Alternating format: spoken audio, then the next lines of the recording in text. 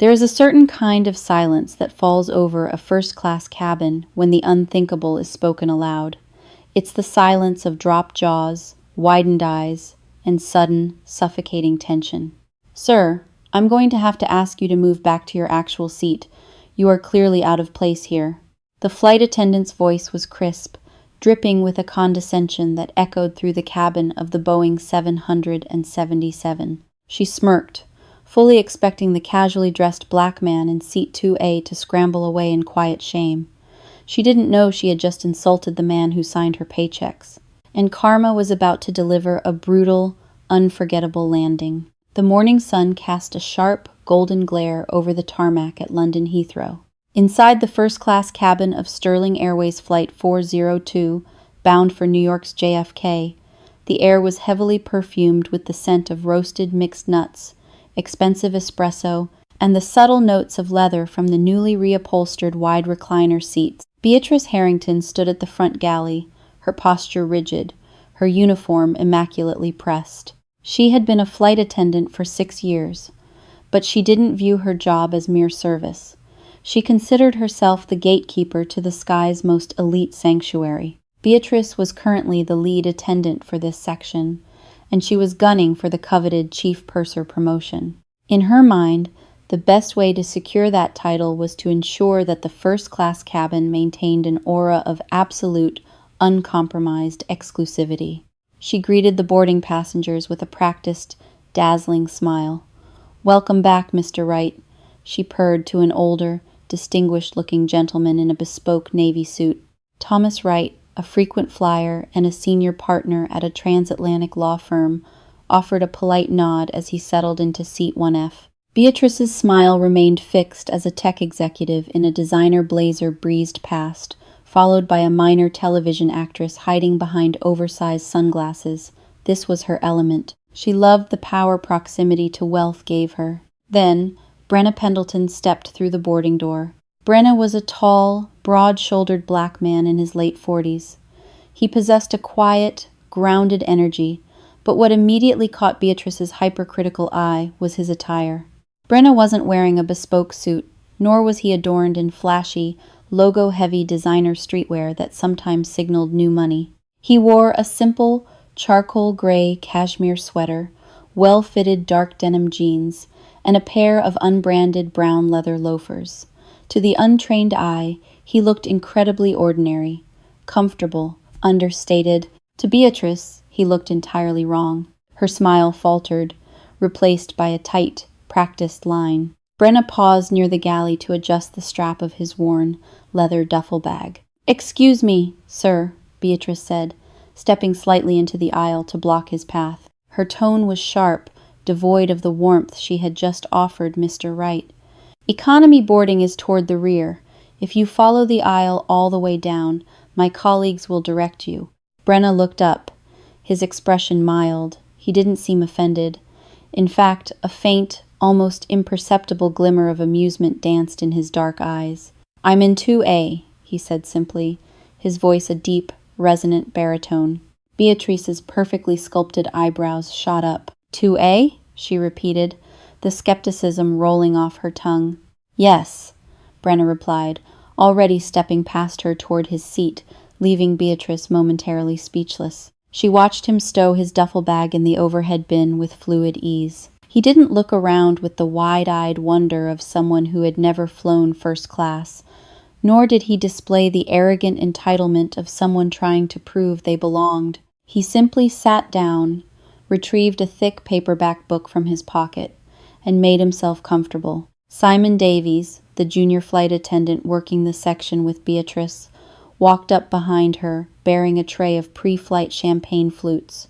"Who's the new guy?" Simon whispered, nodding toward 2A.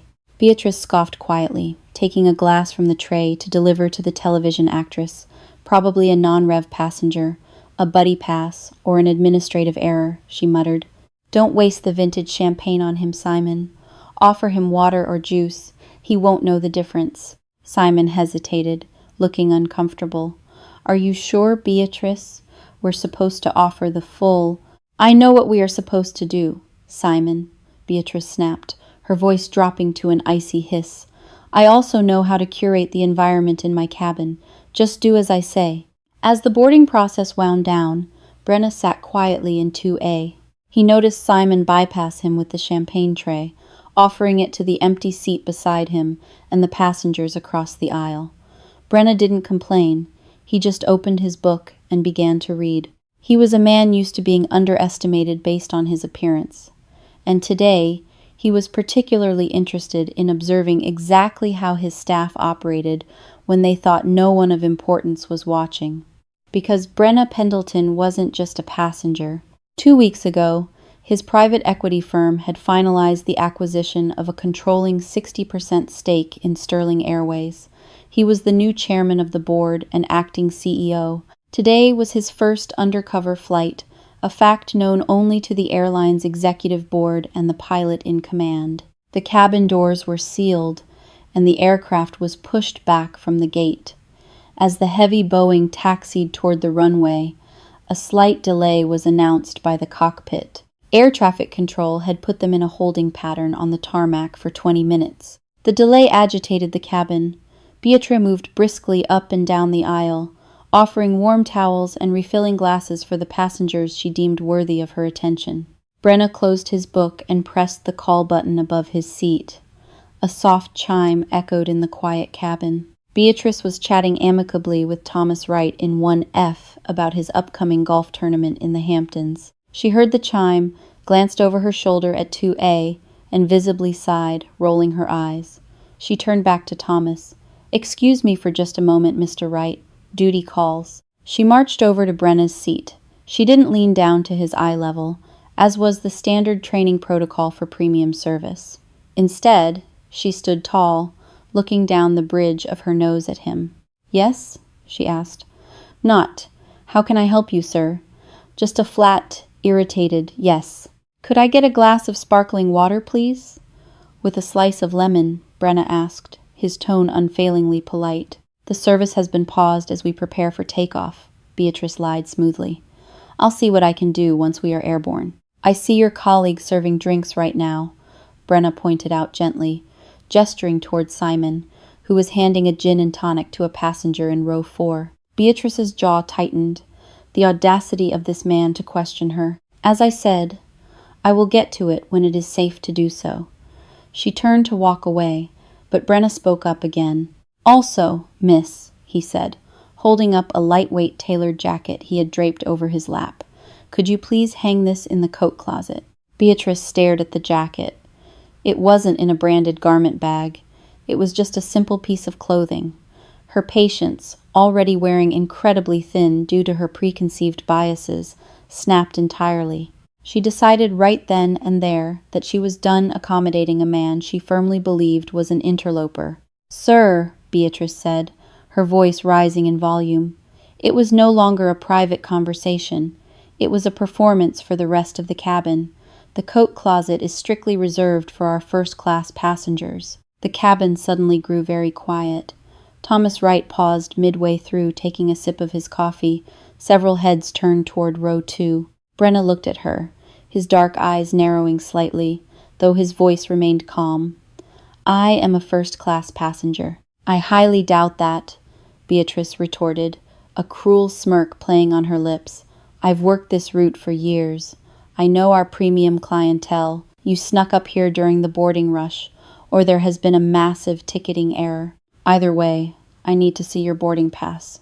Immediately, Brenna reached into his pocket and pulled out his smartphone. He tapped the screen to open his airline application. However, the spotty cellular connection on the tarmac caused the app to freeze, the little loading circle spinning endlessly on the screen. "It's loading," Brenna stated calmly. Beatrice let out a harsh, theatrical laugh. She looked around at the other passengers, seeking validation. "Of course it is. How convenient." She leaned in closer, her voice dripping with venomous condescension. "Listen to me very carefully. I am not going to let you delay this flight or make my actual paying customers uncomfortable. Gather your belongings." "I am not going anywhere," Brenna said, the temperature in his voice dropping a few degrees. The quiet amusement was gone, replaced by a steely authority. "My ticket is for seat 2A. I paid for this seat. I don't believe you, Beatrice snapped loudly, entirely abandoning her professional decorum. You don't look like you belong in this cabin. You don't act like it. Sir, I'm going to have to ask you to move back to your actual seat. You are clearly out of place here. The words hung in the air, toxic and heavy. Thomas Wright frowned deeply, setting his cup down. Now, see here, miss, Thomas interjected, his voice gravelly and stern. There is absolutely no need to speak to the gentleman that way. Beatrice flashed Thomas a tight, forced smile. I apologize for the disturbance, Mr. Wright. I am simply ensuring the integrity of our first-class cabin. We have strict security protocols against seat theft. Brenna finally got his app to load. The screen brightly displayed a first-class digital boarding pass, complete with a QR code and the bold text, Brenna Pendleton, Seat 2A. He turned the phone screen toward Beatrice. As I said, Seat 2A. Beatrice stared at the glowing screen of the smartphone. For a fraction of a second, a flicker of doubt crossed her features. But Beatrice Harrington was a woman whose ego was far larger than her capacity for self-reflection. To back down now, in front of the wealthy passengers she so desperately wanted to impress, would be a humiliating defeat. Her mind raced, desperately seeking a way to maintain her authority and validate her prejudice. Anyone can take a screenshot of someone else's boarding pass, she declared, stepping back and crossing her arms over her chest, or fabricate a fake image. Given your uncooperative behavior and your refusal to show me a physical ticket, I have serious doubts about the validity of that pass. Simon, the junior attendant, had hurried up to the front galley, his eyes wide with panic. He gently touched Beatrice's arm. Beatrice, maybe we should just scan the QR code? If the system accepts it, then he's... Quiet, Simon, she hissed at him, yanking her arm away. She turned her furious gaze back to Brenna. I am the lead flight attendant on this aircraft. It is my duty to ensure the safety and security of this cabin. You are acting suspiciously, and you are causing a disturbance. Brenna let out a dry, humorless chuckle. I'm causing a disturbance? Miss, I asked for a glass of water and for my coat to be hung up. You are the one putting on a show. That is it, Beatrice said, her face flushing a mottled red. She pointed a manicured finger directly at Brenna's face. I am giving you one last chance to collect your bag and walk to the back of the plane where you belong. If you refuse, I will inform the captain that we have an unruly, unauthorized passenger refusing to comply with crew instructions. We will return to the gate, and I will have airport security drag you off this aircraft. The threat was severe. Being removed from a flight by security was a nightmare scenario, often resulting in being banned from the airline and placed on federal watch lists. The cabin was dead silent now. Even the television actress had lowered her sunglasses to watch the drama unfold. Thomas Wright looked appalled. He unbuckled his seatbelt, preparing to stand up and intervene. Brenna looked up at Thomas and offered a small, reassuring shake of his head. Let it play out, his eyes seemed to say. Thomas hesitated, then slowly sat back down, though he remained visibly angry. Brenna turned his attention back to the irate flight attendant towering over him. He didn't yell, he didn't raise his hands. He simply leaned back into the plush leather of seat 2A, interlaced his fingers over his stomach, and looked at her with an expression of absolute, terrifying calm. I suggest you go speak with the captain, then, Brenna said softly. Beatrice's eyes widened in shock. She had expected him to fold. She had expected the threat of security and public humiliation to break him, to force him into compliance. Instead, he was calling her bluff. You are making a colossal mistake, she sneered, her voice trembling slightly with adrenaline. I will not have the comfort of my premium passengers compromised by someone trying to game the system. Go ahead, Brenna repeated, his gaze unwavering. Tell the captain exactly what the problem is. Fine, Beatrice spat. She spun on her heel, her low heels clicking aggressively against the cabin floor. Simon, watch him. Do not let him move. Simon swallowed hard, standing awkwardly near row 1, looking anywhere but at Brenna. Beatrice marched to the reinforced cockpit door at the front of the cabin. She picked up the internal interphone, punching in the secure code to ring the flight deck. She waited a few seconds, her foot tapping impatiently, before speaking into the receiver. "Captain Brooks? It's Beatrice in first class. We have a major issue." She paused, listening to the response. "No, sir, not a medical emergency. A security one. I have an unauthorized passenger sitting in 2A. He is refusing to show proper identification. He is being belligerent, and he is refusing to leave the premium cabin. I need you to authorize a return to the gate and call for ground security immediately to have him removed." In seat 2A, Brenna Pendleton checked the face of his understated but incredibly expensive Patek Philippe watch. He knew Captain Richard Brooks well. They had played golf together just 3 days ago to discuss the pilot union's concerns regarding the recent corporate acquisition. Brenna took a deep breath, the scent of expensive cologne and roasted nuts filling his lungs. The trap had been set, and Beatrice Harrington had just willingly, enthusiastically stepped right into it. The flight was about to be delayed a little longer, but Brenna decided it would be a very worthwhile lesson in corporate restructuring. The heavy, reinforced door of the Boeing 777 cockpit unlatched with a distinct, metallic clank that seemed to echo through the sudden, suffocating silence of the first-class cabin. Beatrice Harrington stood her ground at the front of the aisle, her chin tilted upward in a posture of absolute, unshakable self-righteousness. Her heart was beating a frantic rhythm against her ribs, a mix of adrenaline and the intoxicating thrill of wielding her authority. She had drawn a line in the sand. She was protecting her domain from a man she had unilaterally decided did not belong, a man whose simple clothing and quiet demeanor had triggered her deepest, most ingrained prejudices. From the flight deck emerged Captain Richard Brooks. He was a veteran of the skies, a man in his late 50s with distinguished silver hair, crisp four-striped epaulets on his shoulders, and a reputation for running a tight, disciplined aircraft. His expression was serious, his brow furrowed in concern as he stepped into the galley. Delays on the tarmac at Heathrow were common, but security disturbances in the premium cabin were rare and highly volatile. "All right, Beatrice," Captain Brooks said, his voice a low, commanding rumble designed to project calm. "What exactly is the situation here? Air traffic control is going to clear us in less than 10 minutes, and I need this cabin locked down. Who is the unauthorized passenger?" Beatrice turned to him, her face flushed with triumph.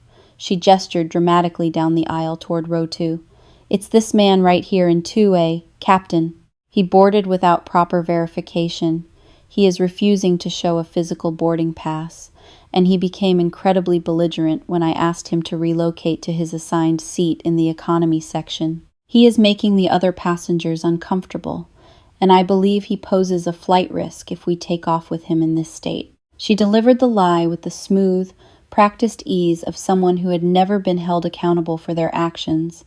Captain Brooks sighed, stepping past the galley curtain to assess the threat himself. His eyes scanned the first row, briefly acknowledging Thomas Wright, a frequent flyer he recognized, before his gaze settled on seat 2A. For a span of 3 seconds, the world inside Sterling Airways Flight 402 seemed to stop spinning. The color instantly drained from Captain Brooks's face. His jaw went slack, and the stern, authoritative posture of an airline captain dissolved into sheer, unadulterated shock. He didn't see an unruly economy passenger trying to steal a wider seat. He didn't see a security threat.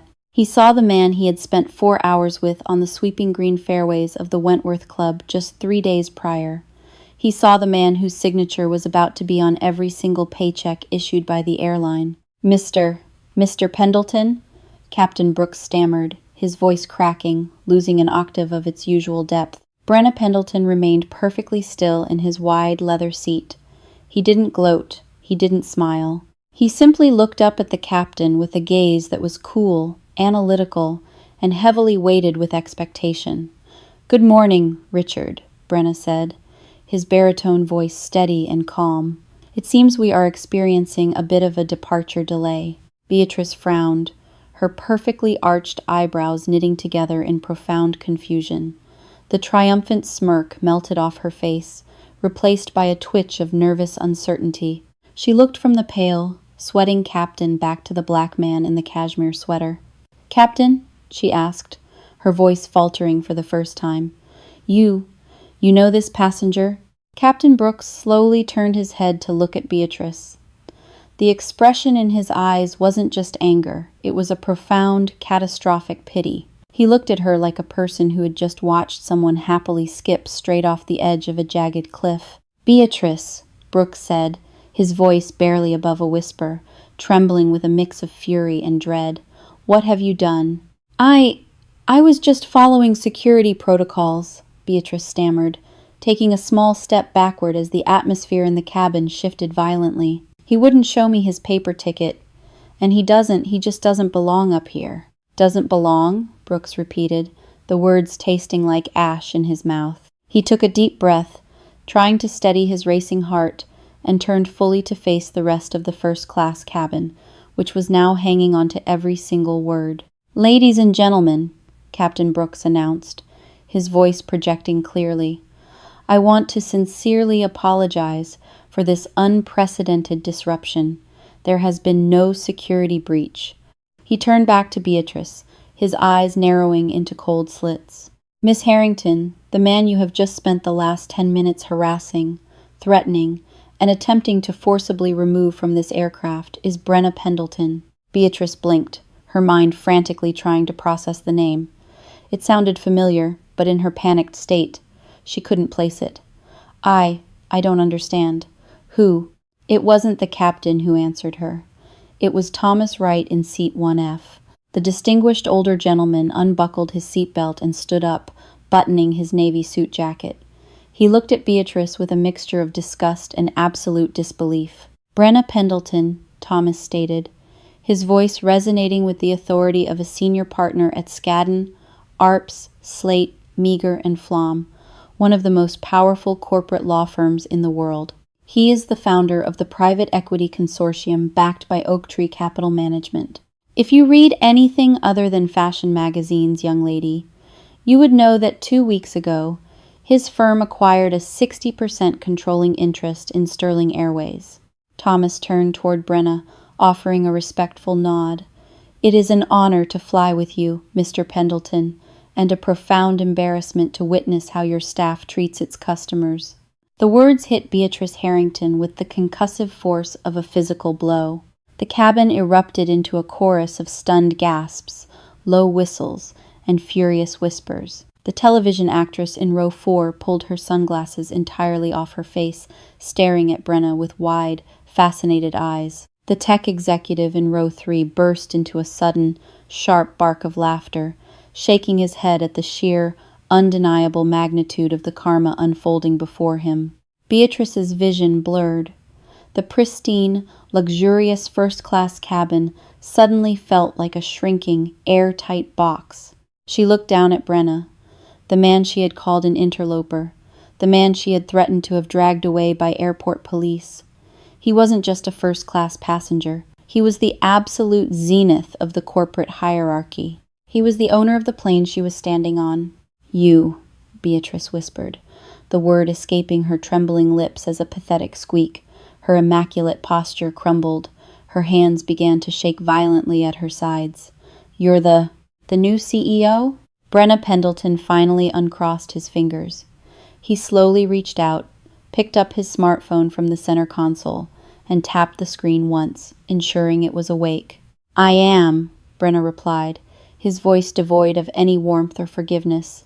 "And as of this exact moment, Miss Harrington, you have my complete, undivided attention. Let's discuss your future with my airline." Panic is a physical sensation. For Beatrice Harrington, it started as a cold knot in the pit of her stomach, rapidly expanding upward until it felt like a vice grip around her lungs. The blood rushed from her face, leaving her pale and clammy under the warm, ambient lighting of the first-class cabin. She was standing face to face with the apex predator of her professional world, and she had spent the last 15 minutes aggressively poking him with a stick. "Mr. Pendleton."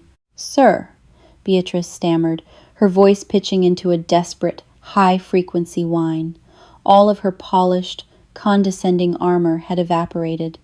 I am profoundly sorry. This is a massive misunderstanding. A terrible, terrible mistake. I was only trying to be vigilant. The recent training memos from corporate emphasized cabin security, and I just— Stop, Brenna commanded softly. He didn't raise his voice, but the single word cut through her frantic babbling like a steel blade. Beatrice snapped her mouth shut, her teeth clicking together. Brenna leaned forward, resting his elbows on his knees, peering up at her with eyes that missed absolutely nothing. Do not insult my intelligence by blaming corporate memos for your personal bigotry, Miss Harrington. I wrote those memos. None of them instruct flight attendants to harass passengers who do not fit their narrow, subjective view of wealth. You didn't question my ticket because of a security protocol. You questioned it because of how I look. Beatrice swallowed hard, tears of sheer terror welling up in her eyes. No, sir, please, I swear. Didn't look like what, exactly? Brenna pressed, his tone relentlessly methodical. Didn't look like your standard first-class demographic? Or didn't look like a chief executive officer?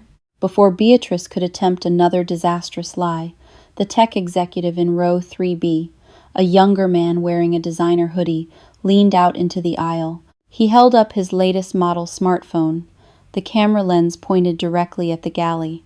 Hey, boss, the tech executive called out to Brenna, grinning widely.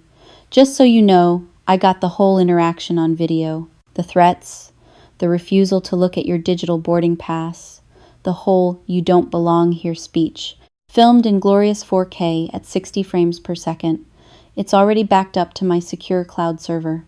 If you need it for HR or, a massive corporate lawsuit, it's yours. Thomas Wright, the Skadden Arps lawyer, adjusted his tie and added his own weight to the crushing reality of Beatrice's situation. And you have my business card, Mr. Pendleton. I will gladly provide a sworn affidavit testifying to the unprovoked, discriminatory hostility this flight attendant displayed.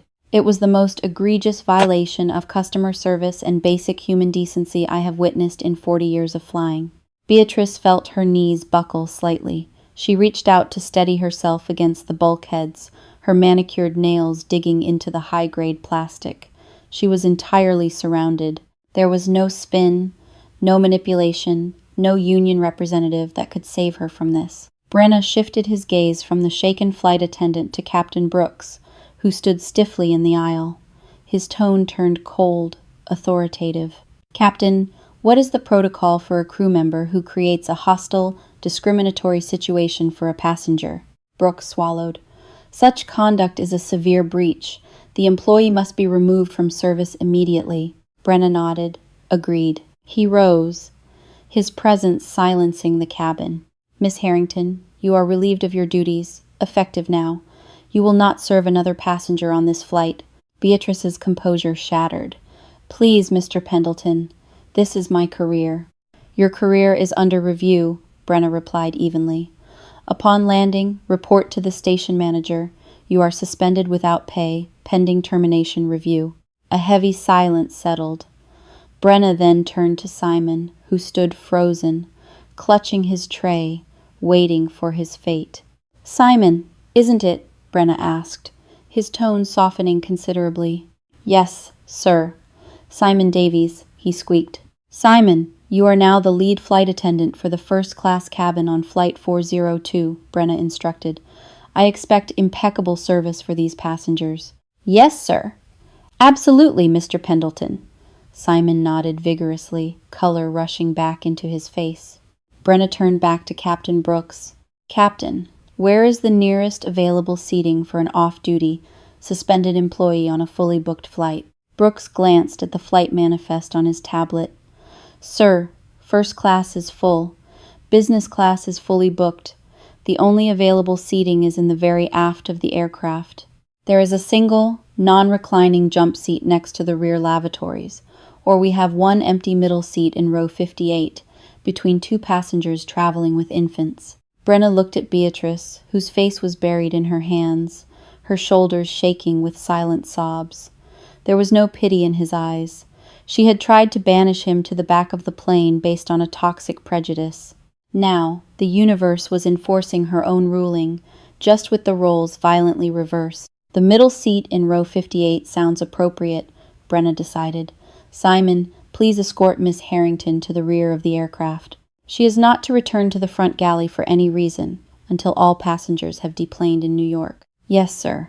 Right away, Simon said, placing his tray down. He stepped cautiously toward Beatrice.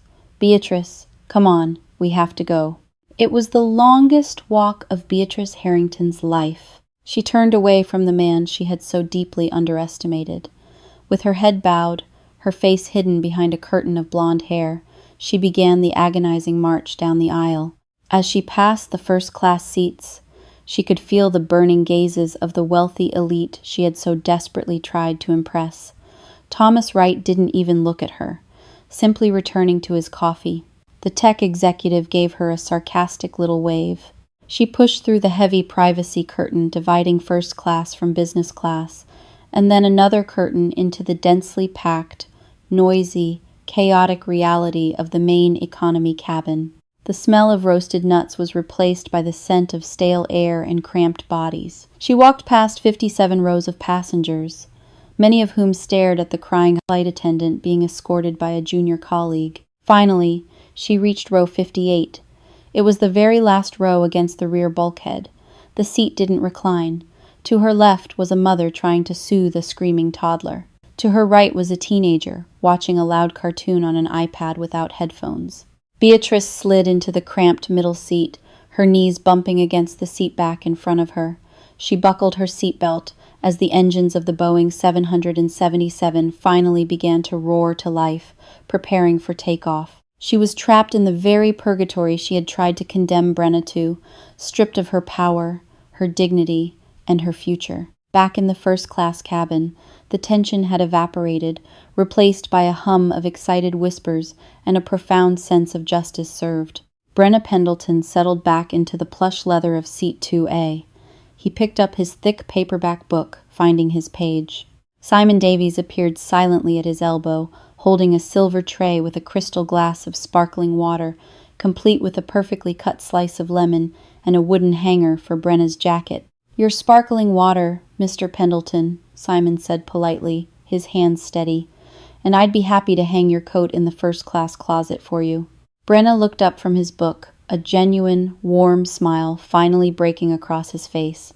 "Thank you, Simon. I'd appreciate that." For Beatrice Harrington, the next 7 hours and 42 minutes were a masterclass in psychological torture. Seat 58B, located in the absolute deepest recesses of the Boeing 777, felt less like a passenger seat and more like a cramped, vibrating prison cell. The physical contrast to the first-class cabin was staggering, but it was the mental anguish that truly broke her down.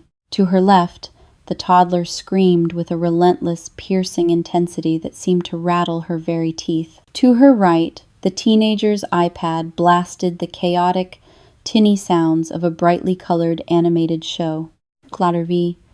There was no roasted nut aroma here.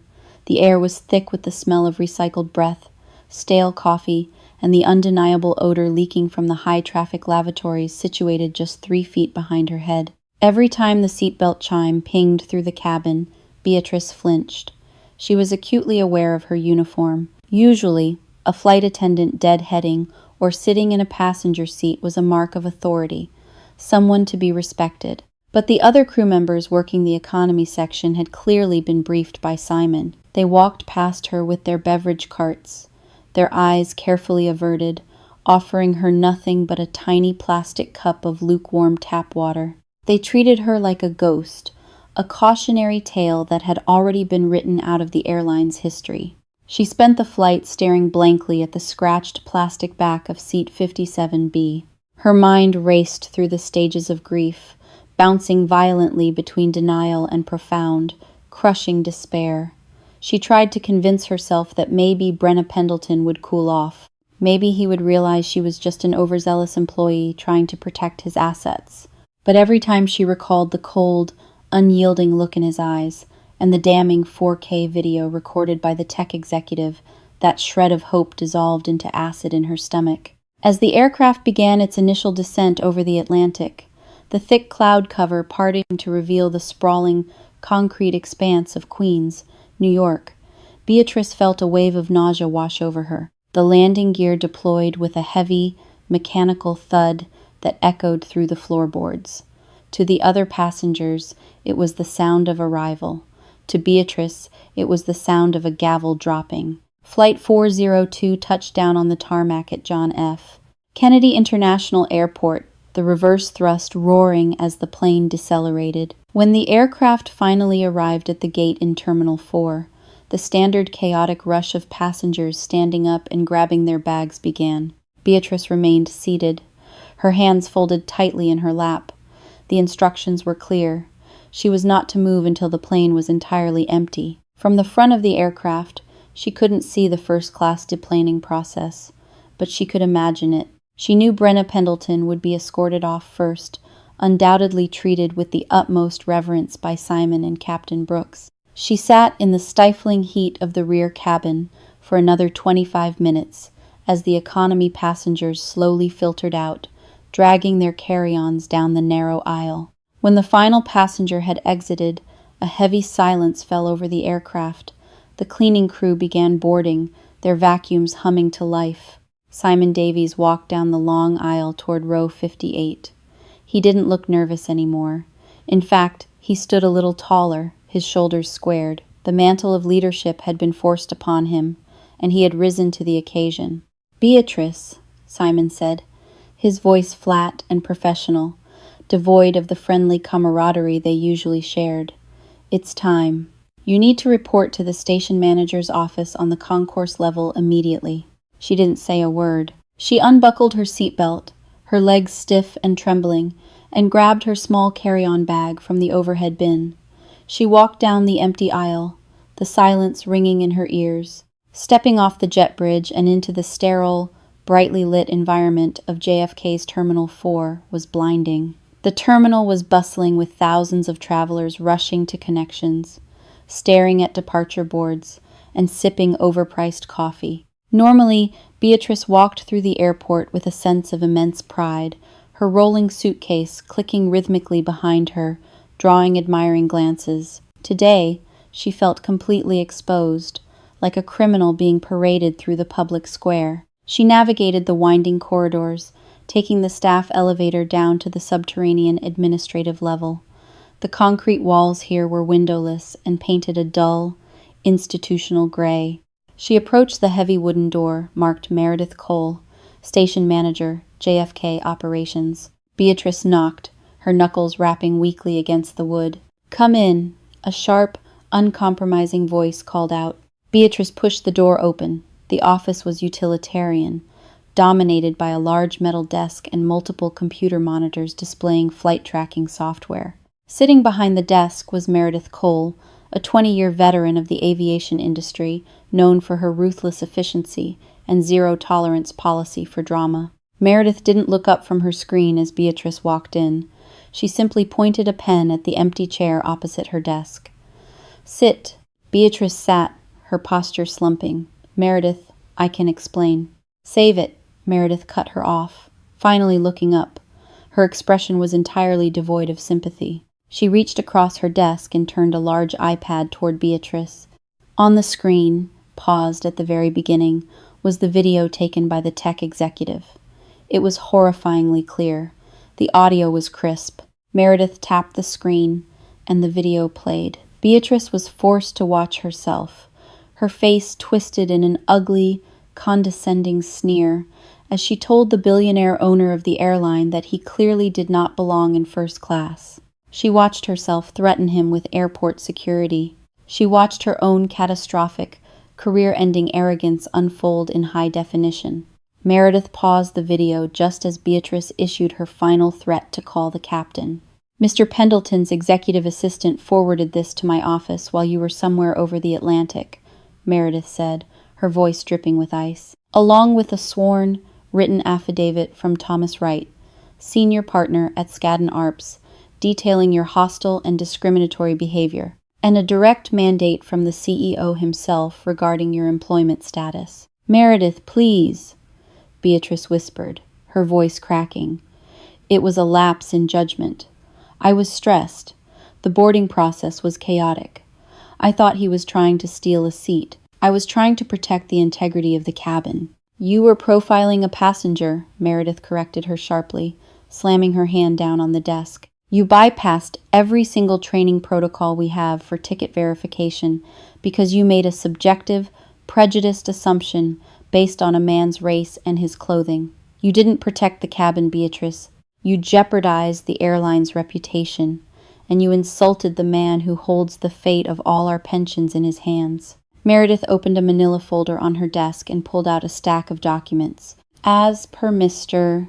Pendleton's direct orders, your suspension is effective immediately, Meredith stated, reading from the top sheet. However, given the irrefutable video evidence and the high-profile nature of the victim, the HR Review Board convened an emergency virtual session an hour ago. Beatrice's breath hitched. An hour ago? But I wasn't even there to defend myself. There is no defense for this, Meredith replied coldly. The board's decision was unanimous. You are not suspended, Beatrice. You are officially terminated for cause. Gross misconduct, violation of the corporate anti-discrimination policy, and creating a hostile environment for a passenger. The finality of the words hit Beatrice like a physical weight, pressing the air from her lungs. Terminated? She gasped. You're firing me? Right now? I'm in New York. My apartment is in London. How am I supposed to get home? Meredith slid a small plastic tray across the desk. Place your company ID badge, your security clearance keycard, and your wings in the tray. Right now. With trembling, reluctant hands, Beatrice reached up and unpinned the silver Sterling Airways wings from her lapel, the wings she had worked so hard to earn, the wings she had polished just that morning. She dropped them into the tray, followed by her ID badge. The plastic clicked against the metal, a hollow, devastating sound. As for your return to London, Meredith said, her tone unyielding, you are no longer an employee of Sterling Airways. You are not entitled to a deadhead flight, nor are you permitted to use your employee discount. The company will not be providing a hotel room for you tonight. Beatrice stared at her, her mind reeling from the sheer brutality of the logistics. You're stranding me here? I am enforcing company policy for a terminated employee, Meredith countered smoothly. You will need to purchase a commercial ticket back to London on your own dime, and I highly suggest you book with a different carrier. I have already submitted your profile to corporate security. You are officially placed on the internal no-fly list for Sterling Airways and all of our regional partners. If you attempt to board one of our aircraft as a passenger, security will be alerted. Beatrice Harrington sat frozen in the hard plastic chair beneath the fluorescent lights of the subterranean office. In the span of a single transatlantic flight, she had gone from the queen of the first-class cabin to an unemployed, blacklisted liability, stranded in a foreign country without a ticket home. The hard karma had arrived, not with a dramatic explosion, but with the quiet, suffocating efficiency of corporate bureaucracy. The fallout from Flight 402 did not end in the windowless basement office at JFK. For Brenna Pendleton, the incident was not merely a personal insult. It was a glaring, neon sign pointing to a deep-seated cultural rot within the customer service division of his newly acquired airline. The following morning, the sun broke over the Manhattan skyline, casting a golden light onto the floor-to-ceiling windows of the Sterling Airways corporate headquarters. Brenna stood at the head of a massive mahogany table in the executive boardroom. Surrounding him were the airline's top executives, the chief operating officer, the head of human resources, the VP of customer relations, and the chief legal counsel. They all looked terrified. Let me be absolutely clear, Brenna began, his baritone voice echoing in the cavernous room. He did not yell. He spoke with a quiet, lethal precision. When my firm purchased a controlling stake in this airline, we did so because we saw the value in the Sterling brand. Luxury, reliability, exclusivity. But exclusivity does not mean bigotry. Luxury does not mean condescension. He tapped a remote control, and the massive screen behind him illuminated. It played the high-definition video of Beatrice Harrington, her face sneering as she told Brenna he was clearly out of place. The executives watched in agonizing silence. "This is not a failure of a single rogue employee," Brenna continued, shutting the video off. "This is a failure of your training, your oversight, and your corporate culture." If she felt comfortable speaking to a passenger this way in front of a cabin full of people, it means she believed the system would protect her. She believed her prejudice was standard operating procedure. Brenna leaned forward, placing his hands flat on the table.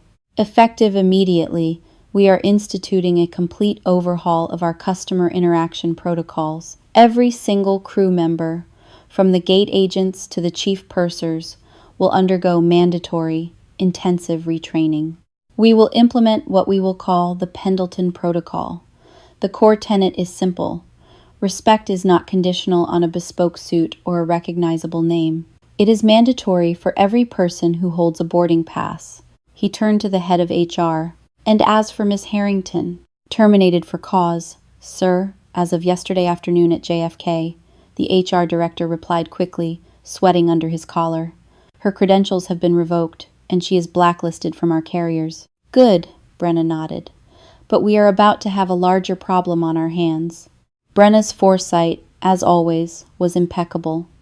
Beatrice Harrington, refusing to accept the catastrophic consequences of her actions, had decided to double down. Stranded in New York, burning through her savings to stay in a cheap Queens motel while trying to secure a flight back to London on a competitor airline, she made a spectacularly bad decision, driven by panic and misplaced pride. She hired a low-tier employment lawyer and filed a preliminary lawsuit against Sterling Airways for wrongful termination, intentional infliction of emotional distress, and defamation. Her lawyer's strategy was to threaten a massive public relations nightmare, hoping the airline would offer a quiet, lucrative settlement to make the problem go away. They fundamentally misunderstood who they were fighting. 3 weeks later, the legal proceedings began not in a grand courtroom, but in the sterile, aggressively air-conditioned conference room of a midtown legal depository. It was time for the initial depositions. Beatrice sat tightly beside her lawyer, a sweaty man named Gregson who clearly felt out of his depth. Across the polished wooden table sat the legal team for Sterling Airways. But Brenna had not just sent the in-house counsel. He had called in a favor. Sitting at the center of the opposing table was Thomas Wright. The senior partner from Skadden Arps had gladly offered his services to Brenna pro bono for this specific deposition, acting as special external counsel. Thomas wore a pinstripe suit that cost more than Beatrice's annual salary, and his eyes held the same cold disdain he had shown her in Seat 1F. The deposition started cordially enough, but it quickly escalated into a bloodbath. "Miss Harrington," Thomas Wright began, his voice a gravelly rumble that commanded absolute attention. "In your complaint, you allege that you were wrongfully terminated and that you were simply following standard security procedures when you approached Mr. Pendleton. Is that correct?" "Yes," Beatrice said tightly, her hands gripping the edge of the table. "I asked for his physical boarding pass because his behavior was suspicious." "Suspicious," Thomas repeated, tasting the word. He leaned forward. "Let the record reflect I am now introducing Exhibit A." He pushed a laptop across the table, angled toward Beatrice and her lawyer. He pressed play. It was the tech executive's video, but Brenna's legal team had enhanced it. They had stabilized the footage and cleaned the audio. It was a flawless, undeniable record of her arrogance. The video played, her cruel words echoing in the quiet conference room. "You don't look like you belong in this cabin. You don't act like it." Thomas paused the video exactly on her sneering face. "Miss Harrington, what specific standard security procedure instructs a flight attendant to assess a passenger's right to their seat based on whether they look like they belong?" Beatrice swallowed hard, her throat dry. It's a matter of situational awareness. We are trained to spot anomalies." "An anomaly," Thomas said softly. He pulled out a thick stack of documents. "I have here the entire Sterling Airways training manual, specifically the chapters on security and passenger verification. I have highlighted every instance where the protocol for a seating dispute is mentioned. Step 1. Ask to see the digital or physical boarding pass. Step 2. Verify with the flight manifest. At what point did you consult your flight manifest? Beatrice fell silent. She hadn't. She had simply assumed. Let the record show the deponent has not answered, Thomas noted clinically. He didn't let up. Furthermore, Miss Harrington, you claimed to Captain Brooks that Mr. Pendleton was belligerent and an unruly, unauthorized passenger. In this video, Mr. Pendleton is sitting calmly, speaking in a normal tone, while you raise your voice and threaten him with airport police. Who, exactly, was being belligerent? Gregson, Beatrice's lawyer, held up a hand. Objection, argumentative. My client was intimidated. Thomas let out a sharp, genuine laugh. Intimidated? Counselor, your client was attempting to publicly humiliate a man who simply asked for a glass of water, and now she is attempting to extort the airline for money. Thomas leaned across the table, his eyes locking onto Beatrice's terrified gaze. The trap was closing. Miss Harrington, are you aware that it is a federal offense under the Federal Aviation Administration regulations to knowingly relay false information to a flight crew regarding a security threat? The color drained entirely from Beatrice's face. What? You picked up the interphone and told Captain Brooks there was a security issue, demanding the plane return to the gate, Thomas stated, his voice turning lethal. You lied to a pilot in command, attempting to divert an aircraft, simply to cover up your own discriminatory behavior. This isn't just an HR violation, Miss Harrington. It is a severe regulatory breach. He slid a final document across the table. It was a formal letter from the FAA. Sterling Airways submitted a full incident report to the aviation authorities, including the video evidence and sworn affidavits from myself, Captain Brooks, and several other passengers, Thomas explained, the finality of his words echoing like a gavel strike. The FAA has reviewed the case. Due to your attempt to falsely manufacture a security threat, they have officially revoked your flight attendant certification. You are not just fired from Sterling Airways. You are permanently grounded. You will never work as a flight attendant on a commercial airliner in this country or any allied airspace ever again. Beatrice stared at the document, the official seal of the FAA mocking her. The lawsuit was dead. Her career was obliterated. Her reputation was in ashes. The hard karma was absolute and inescapable. She began to sob, the sound echoing pathetically in the quiet room. Gregson rapidly packed his briefcase, realizing he wasn't getting paid a dime, and quickly ushered his ruined client out of the building. Months later, the atmosphere inside the first-class cabin of Sterling Airways Flight 402, bound for JFK from Heathrow, was a picture of serene, impeccable luxury.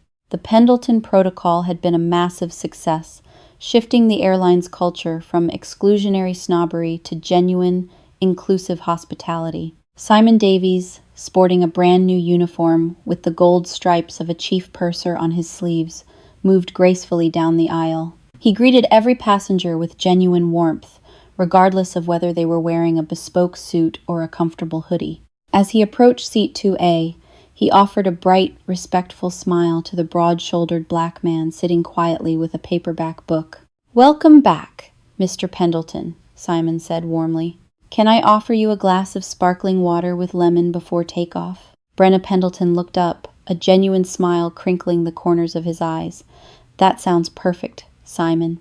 Thank you." Justice had been served, the skies had been corrected, and Brenna finally got to enjoy his flight in peace.